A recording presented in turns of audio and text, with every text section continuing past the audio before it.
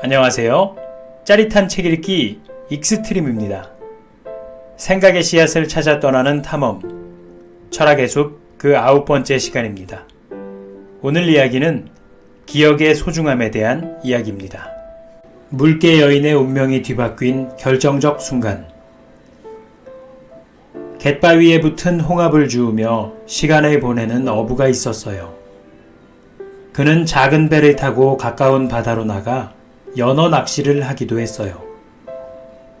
여느 때와 같이 홍합을 줍던 날, 저 멀리 바다 위로 솟은 바위에 붙은 홍합 무더기가 보였어요. 어부는 물을 건너갔어요. 그런데 홍합을 모두 주우려고 지나치게 욕심을 부리다 보니 자기가 어디에 있는지 잊어버리고 말았어요. 그가 다시 돌아가려고 일어섰을 때는 이미 늦은 후였어요. 바닷물이 너무 차가워서 도로 건너가지도 못하고 고립되고 말았지요. 앉아서 기다리는 것 말고는 다른 뾰족한 수가 없었어요.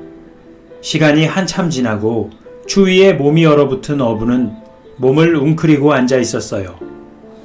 밤이 되자 구름이 갈라지면서 그 사이로 달빛이 보이기 시작했어요. 그때 물개 한 마리가 해변으로 올라오는 것이 보였어요.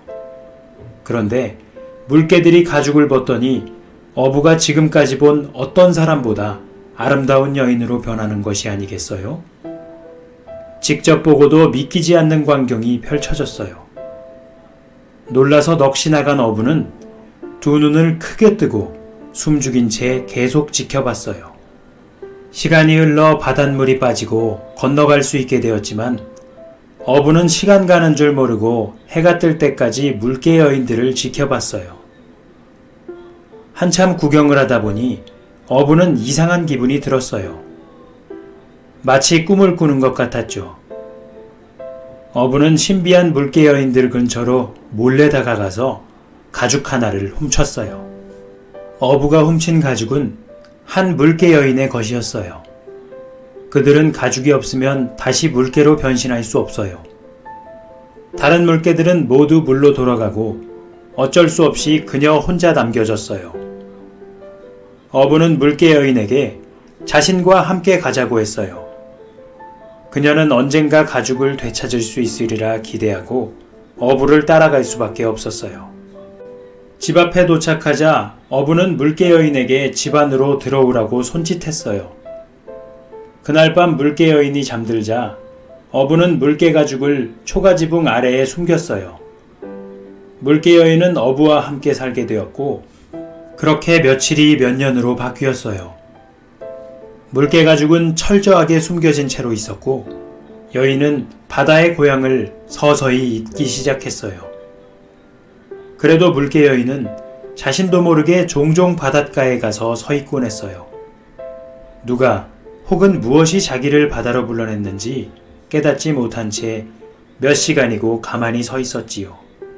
어느 날 아침 물개 여인이 빵을 굽고 있는데 초가지붕에서 기름 한 방울이 떨어져 부엌 탁자에 묻었어요. 익숙한 냄새. 그녀는 곧바로 물개기름 냄새라는 것을 알게 되었어요. 그리고 몇 달 후 같은 일이 또 일어났어요. 마침내 물개 여인은 사다리를 타고 올라가서 초가지붕을 뒤지기 시작했어요. 그녀는 물개 가죽을 발견했어요. 몇 년 동안 쌓인 먼지를 모두 털어냈더니 해변에 벗어두었던 그때처럼 가죽에서 윤이 났어요. 여인은 반짝이는 가죽에서 풍기는 익숙한 향을 맡아보았어요. 가죽을 만지고 냄새를 맡으니 바다에서 살던 기억이 폭포가 쏟아지듯 한꺼번에 되살아났지요. 그녀는 바닷가로 가서 물개 가죽을 걸쳤어요. 그러자 곧바로 원래의 물개 모습으로 바뀌었어요. 물개는 바다에 살고 있는 가족의 품으로 돌아갔답니다. 이 이야기는 스코틀랜드에서 내려오는 셀키 전설을 각색한 것입니다. 셀키는 물속에서는 물개가 되고 육지에서는 사람으로 변신하는 가상의 동물이에요. 이야기를 읽고 나면 익숙한 동화가 떠오르죠. 네, 선녀와 나무꾼이라는 우리 전래동화와 많이 닮아 있습니다. 선녀와 나무꾼이 하늘과 땅 사이의 이야기라면 물개 여인 이야기는 바다와 육지 사이의 이야기라고 할 수 있죠. 이 이야기 속에는 어떤 생각의 씨앗이 숨어 있을까요? 내 눈에 보이는 삶이 전부일까? 물개 여인이 바다 생활을 기억해내는 데는 물개기름 한 방울의 냄새면 충분했어요. 과거를 다시 기억해낸 물개 여인은 육지에서의 생활을 뒤로하고 바다로 돌아가야 한다고 느꼈어요. 육지에서의 생활이 바다보다 더 제한적이고 한계가 있었음을 쉽게 짐작할 수 있죠. 물론 물개 여인이 원해서 육지로 온 것도 아니었고요. 넓은 바다는 그녀에게 어마어마한 자유를 줬어요. 원한다면 바다에서 나와 가죽을 벗고 아름다운 사람으로 변신할 수도 있어요. 그러나 그녀는 물개 가죽을 빼앗기면서 바다에서의 삶을 완전히 잊게 됐어요. 이렇게 완전히 잊는 것을 우리는 망각이라고 부릅니다. 망각은 어떻게 가능할까요? 아니, 그보다 더 중요한 것은 망각이 바로 무엇이냐는 것이죠. 물개 여인이 바다에서의 삶을 잊어버렸듯이 여러분도 한때 더 넓은 곳에서 보낸 멋지고 즐거운 삶을 잊어버린 것은 아닐까요? 영국의 유명한 시인 윌리엄 워즈워스는 어떻게 인간의 탄생이 곧 망각인지 시로 표현했어요. 워즈워스는 인간이 세상에 태어나면 진정한 고향인 신으로부터 받은 영광의 흔적을 잊어버린다고 생각했어요. 우리가 세상에 태어나면 이전의 신 안에서 누렸던 불멸의 삶을 잊는다는 거예요. 워즈워스의 생각처럼 여러분도 인간으로 태어나면서 진정한 고향을 잊어버렸다고 생각하나요? 아니면 이 세상에 태어나기 전에 다른 곳에 존재했다고 믿는 것은 공상이라고 보나요? 여러분이 기억하는 생애 최초의 기억은 무엇인가요? 스페인의 화가 살바도르 달리는 자신이 어머니 자궁 속에 있었던 과거를 기억한다고 주장했어요. 여러분도 과거를 기억하나요? 아기였을 때의 기억이 있나요? 냄새를 맡거나 특정 광경을 볼 때, 혹은 맛이나 촉감을 느끼고 음악을 들었을 때 즉각적으로 어떤 기억이 떠오를 때가 있나요? 프랑스 작가 시몬 드 보부아르는 어린 시절의 기억이 인생에서 가장 강한 기억이며 우리의 자아에 지속적으로 영향을 미친다고 말했어요. 우리가 아이일 때 세상은 아주 새롭고 활기찬 빛으로 가득 차 있죠. 다만 나이가 들어 세상에 익숙해지면 그 빛을 잃어버리게 된다고 해요. 기억은 무엇일까요? 기억한다는 것은 무엇일까요? 기억에도 다양한 유형이 있을까요? 간혹 사람들은 단기 기억과 장기 기억이 있다고 말해요. 자전거를 타는 일처럼 무엇인가를 하는 방법에 관한 기억도 있고, 아이디어와 사실, 사건과 경험에 관한 기억도 있죠.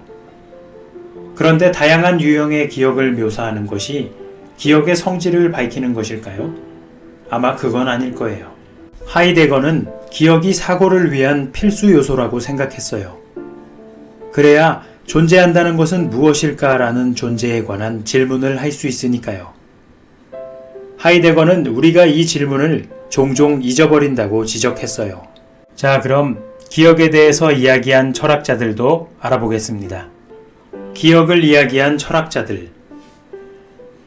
플라톤은 불멸의 영혼, 이데아, 그리고 다른 진리를 알게 되는 과정에서 기억이 아주 중요하다고 생각했어요. 기억을 통해 학습이 어떻게 이루어지는지 설명하기 위해서 플라톤은 상기라는 개념을 도입했어요.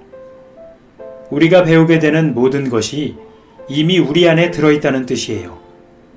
플라톤은 배움이란 이미 알고 있지만 어쩌다 보니 잊어버렸던 것을 다시 기억해내는 과정이라고 정의했어요.